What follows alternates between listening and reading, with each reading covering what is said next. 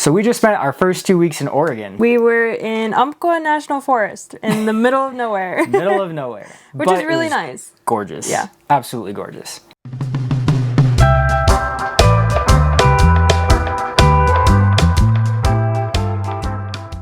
So we stayed at Umpqua's last resort. It is really the last campground in that national forest that you come across, basically all the way till Diamond Lake, I believe.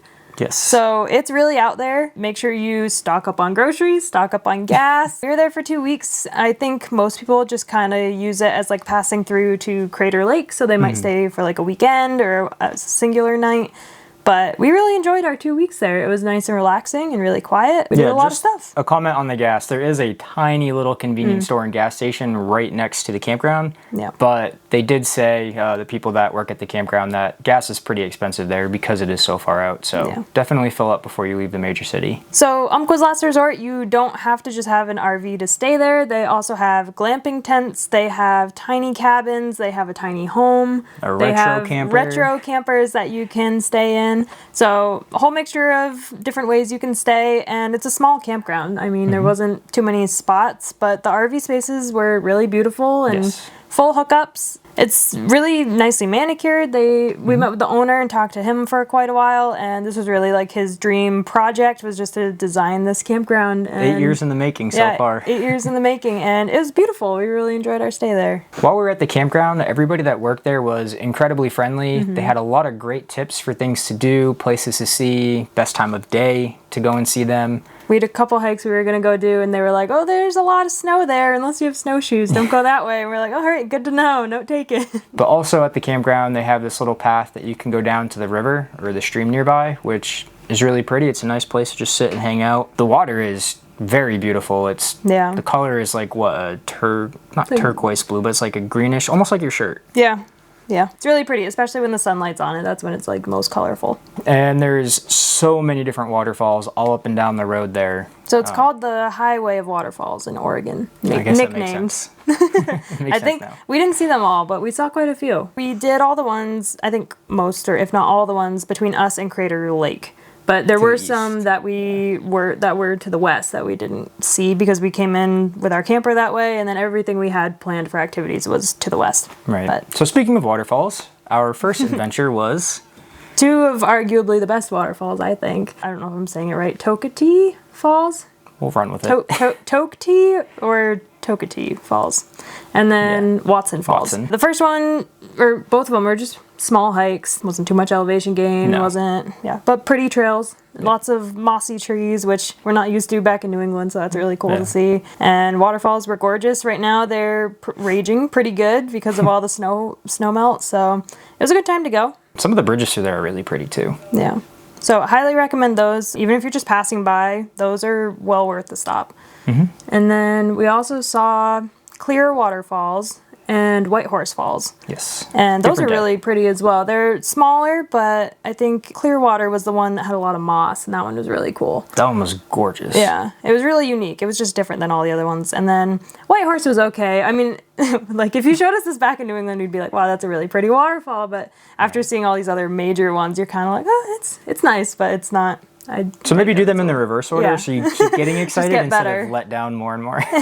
So another one of the days after work, we decided to check out this place called Soda Springs. It's right past the dam. You can drive basically right up to it and overlook the railing. And right across the stream there is this amazing rock formation. I believe it was all volcanic rock. And it's in the shape of like columns. They're like squares that just kind of like spin a little bit and spiral up. Yeah, they had some like neon moss on them too, which was cool. Was it moss or lichen? Or lichen, maybe. Yeah, it was neat. The guy at the campground was the one that told us about this, and he showed us a video that he took. I think it was in the morning that he must have been there, like 11 or so. The sun was high enough so it was hitting the North Umpqua River, and it was just like this color, just like bright blue-green, and then with that right behind it and the lichen or moss that was like neon yellowish green. It was really pretty. So we went a little bit in the afternoon after work because that's when we had time to go. It wasn't quite that colorful, but it was still really neat to see.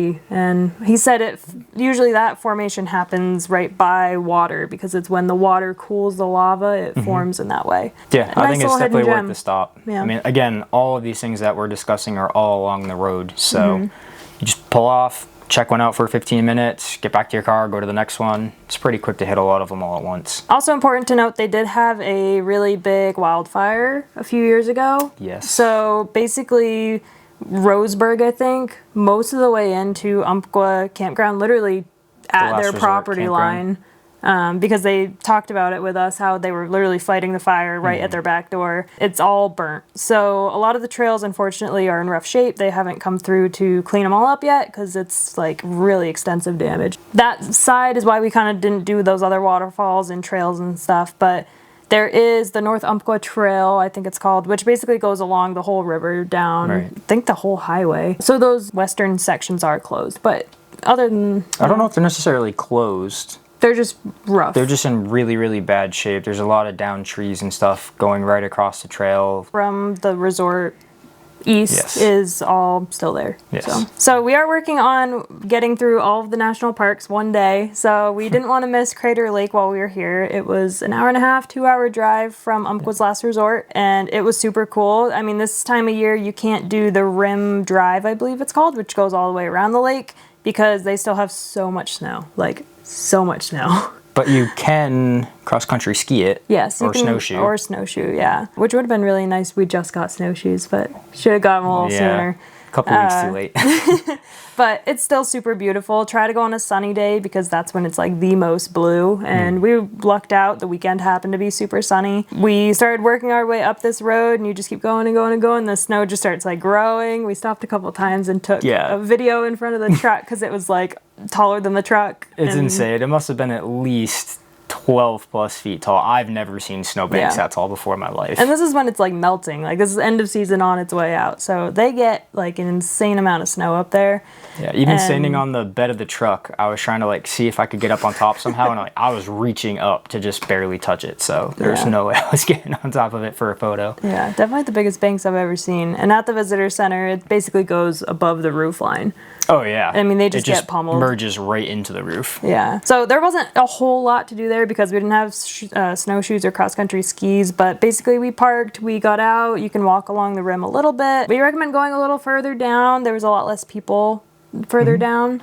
And yeah, it's just... Yeah, the road pretty much ends and you just can't go any further. So that's where we went. And there, like CeLynn said, there wasn't a lot of people. You just kind of parked in the center of the road. And then there's a little walkway that you can go up and get on top of these massive snowbanks to look down into the Crater Lake. Yeah. And then after that, we went to... Jackson-Kimball State Park, which was this tiny little state park in the middle of nowhere that's a little south of Crater Lake. Probably about a half hour south. I do a lot of like searching on Facebook pages and stuff, and like whenever I see something I just screenshot it, add it to our Google Maps. So someone had said something about this state park, so I was like, well, I'll just add it on there, and we're never going to be closer to it than when we're at Crater Lake, so why not just check it out. Fun fact about our Google map, you just marked our 1,000th location attraction. I've gotten a little crazy with the Google map. It's got like beaches, hot springs, waterfall, literally anything we want to see or do. National parks, monuments. Yeah, it's all on there. Hot springs. It's become a project. Yeah, sorry to So I interrupt. told Brad we have over 1,000 things we need to see while we're RVing. But yeah, so Jackson-Kimball State Park, it was super quiet. It was technically closed, so you have to park behind the gate because the gates aren't open yet. Because I think you can just camp in there, but that wasn't open yet because there was still snow. So we parked behind the gate. There was a rooster just like walking around, chilling, hanging out. I have no idea where he came from. Hiding behind a tree, and then you come out and he's like, yeah. But basically we parked at the gate and just walked down, and I remembered there was like something about colorful water. So I'm like, well, we gotta like head towards the lake or the water or the river, whatever it was. So we just kind of kept veering right, and then we saw it, and it was just, I've never seen more colorful water. It was crazy. It was amazing. Yeah. And then if you get right up to the edge, you can look down where the stream comes through, and there's just like an opening in the trees, and there's this massive mountain that's just totally snow covered way off in the distance. Pretty mind blowing, but also try to hit it on a sunny day because I really think the sun just makes it like pop. Much more vibrant. Yeah. So well worth a stop if you're in that area. Definitely a little hidden gem. I like that. And what was the cause of it all again? Was it minerals? It's minerals. It's the limestone. Limestone. The limestone breaks down or something, and how it reflects the sun is what creates that color. Fun science fact. Yeah. Well, we were just like, is it algae? Like, it looks too clean to have algae in it that makes it that color, but like, if something's colorful back in New Hampshire, it's algae. Yeah. And then on the way home from Crater Lake, we stopped at Diamond Lake, which was still pretty much all frozen over. Pretty lake. I think that also, looking at it from Google Maps from the satellite view, I think that's also really colorful. But all the water around here is really colorful. But we couldn't tell just because of all the ice on it. But we just stopped there to use the restroom. But there's a nice parking area there. Yeah, we saw the lake. It was just a snowfield. Yeah. One of the last few days there at the campground, we were trying to find a place to go mountain biking, and we tried to go down some of the trails, but again, because of the forest fire, it just too many down trees. So we found this dirt road right next to the campground. I mean, it must have been a couple 100 feet. Yeah. And it's just this older dirt road. I honestly don't even know where it really goes to. I think they used to do logging up there. So we followed it up. I think we ended up going like 8 miles. Yeah, it was quite a ways. Or something. And it's a lot of climbing, like elevation. So I am so thankful we had e-bikes. Yeah, it was a lot. I would not have been pedaling 8 miles. Kind of warm that day too. Straight up, yeah. But it was cool because along the way there is this little pull off. It almost looked like a summer camp used to be in there because they have this gazebo and some other fire pit remnants of picnic tables and benches and stuff, which was kind of neat to check out. Yeah. And then we kept going up the dirt road and kept going up and kept going up and kept going up, thinking we're finally going to get to the top of this mountain. Get a view or something. And 8 miles up, we finally get up there and we're like, maybe we should check out the map. And we look at the map and we go, oh, from here on out, it just follows along like below the ridge line. So yeah, in the trees. So yeah, I didn't think. But once we got up there, we did look back, and there was a bit of an opening where you could look out to the mountains that I think were around Diamond Lake. Yeah. So that was pretty neat to be able to look off in the distance and just see all these, you know, snow-capped mountains. Mm-hmm. One of the most well-known things in the area is Umpqua Hot Springs, so we obviously wanted to check that out. And we decided we'd get up at 4:45 in the morning on a Saturday to see if we could be the only ones there, which we were not. There was already a bunch of people there, but we did find out later people will actually go and sleep the night before. Yeah. So that they can so be the good first luck beating them there on the spring, weekend. Yeah. They were really cool. We met a very friendly nudist man, and he was super talkative, and everyone else kind of kept to themselves. I think they just kind of like said hi. Yeah, I think there's about 5 pools. Each pool you can... It wasn't crowded. Like we could choose which one we wanted to be in. 3 pools are only big enough for 2 people, and that's about it. And then 2 of the other bigger pools, you could probably fit 4 people in one of them, and the other one you probably could have fit 6 maybe. Yeah. And it seems like they all kind of, the water flows into the top 2 pools, and then those flow down. So the further down you go, the cooler the pools get. Mm-hmm. But when we got there was 1 gentleman and a couple. Yeah. And hot tip. The guy at the campground told us, he said, you got to go find the one with the cave. And we were like, what do you mean, the one with the cave? He's like, down by the river. So we got there and we were like, I don't know where he's talking about. But if you go to the far end of the hot springs, there's a rope and a really steep slope that's very muddy steep down to the river. So if you have good footwear, we wore our hiking shoes in. Have something better than flip-flops. Yeah, we wore our hiking shoes in. So thankfully we had those. And then we brought sandals and flip-flops. Yeah. You can go down that rope or embankment, and basically when you get to the bottom there's one more hot spring down there, and I think it has its own source of water, so it's very warm, and it's just super pretty. That one was definitely our favorite, and I think a lot of people don't know about it. The pool is kind of a little outside, and then it goes back underneath the cliff face there, so that's why they call it a cave, which is pretty cool. So it was nice because we got that one all to ourselves for quite a while, so enjoyed that. So the river's cold. Don't go in the river. River's really cold. Yeah, if you get super hot, you can take a dunk in the river, but wouldn't recommend it that time of year. That time of year, it's cold. So that pretty much wraps up Umpqua National Forest. But stay tuned because next week, or in 2 weeks, I guess it would be, you'll be able to see all of our adventures that we have going on here where we are now in Sisters, Oregon, right outside of Bend. Yeah. A lot of cool stuff around. We'll see you next time. Yeah, bye.